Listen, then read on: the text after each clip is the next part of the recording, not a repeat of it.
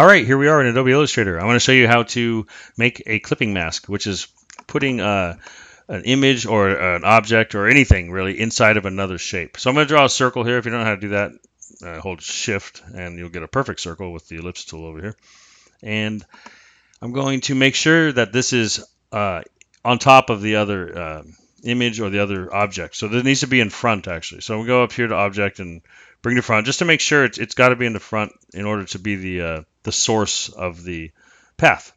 So here we go. We're going to select both of them now, and we're going to Object, Clipping Mask, Make.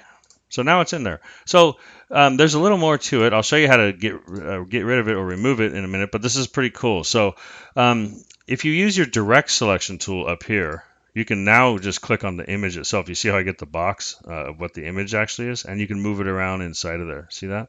You can even move it too far to, that's the edges and stuff. But yeah, so you can move it around in there, and you can see that the old path is still here, and you can grab both of them. You can see the image and now this path is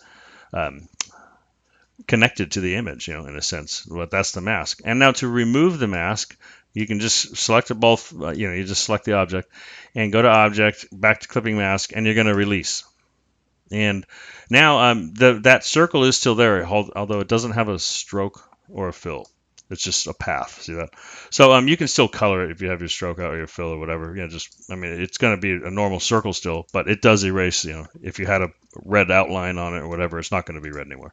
But that's the basics of a clipping mask and how the paths combine like that. So hopefully that helped. If it did, hit like, leave me a comment. Thanks.